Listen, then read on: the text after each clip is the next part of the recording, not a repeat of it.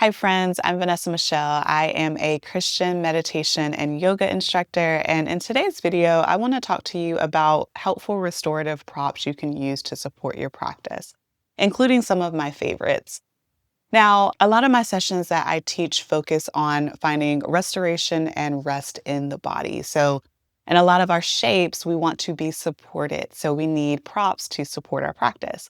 Some people look at props as crutches or you don't need them, but there's so much beauty in having them because they can allow you to release and relax, especially in a restorative practice. The goal overall is to find calm and ease in our body and our mind and achieve a parasympathetic state. And so when you're supported and you're able to relax, you're training your body to rest and relax again. Having these props are so important. So let's take a look at them. So the first prop I want to talk about is bolsters, one of my favorite restorative props because nothing allows you to release and relax more than reclining on a supportive pillow. So bolster is just a firm pillow on the inside, but it has a soft outer layer. There's so many different shapes that these come in. You can find them round cylinders, these skinnier rectangle shapes, as well as the more thicker, wider rectangle. I have had all of them. I've used all of them, but my favorite is definitely the rectangle shapes. So I like this one. It's wider. You can allow yourself to be a little bit more supportive in more areas. I also like this one because it is thinner. It's also lighter. This one I find is heavier to lug around. This one's easier to travel with, takes up less space, and serves the same purpose. So the goal is just being supported. This also has an outer velvet layer, so it's very soft and cozy. If you have in your budget to purchase two, I definitely recommend having them, ideally two of the same, so that they can support you in different ways. These are pretty affordable, and I think they're just wonderful to have for your home practice, whether it's supporting in any shape like child's pose or reclining fish pose. And most importantly, settling into your final resting posture. Having a bolster underneath your knees takes the pressure and weight out of your lower back. You're able to release and truly relax and surrender. And having one of these on hand can really transform your practice. But if you don't have a bolster, you can always substitute with blankets. So I use Mexican blankets because they are very large and you can use them in so many different ways in your practice.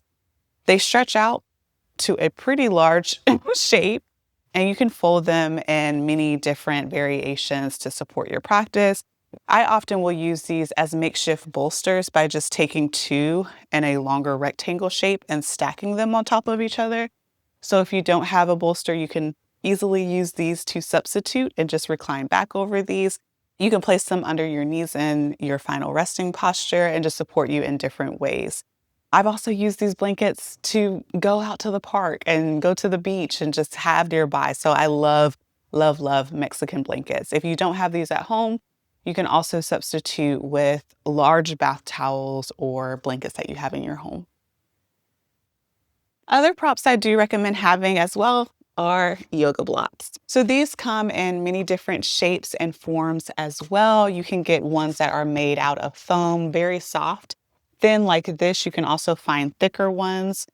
They also make cork yoga blocks. So these are a little bit more firmer, just adding a little bit more support. These are also thicker. So if I'm doing a shape where I want to use a bolster that's propped up, I like using the cork one because this feels a little bit more stable. I also love the cork block for myofascial release, like using it underneath the neck to release neck tension.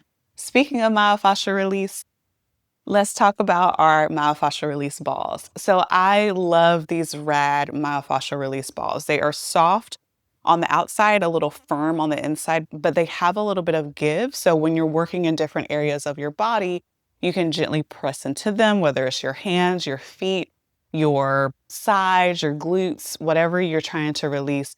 These are perfect for that. Now, of course, you can use tennis balls. You can use whatever balls you have around your house. But I love, love, love having specific myofascial release to support the body while I'm trying to find release for my connective tissue.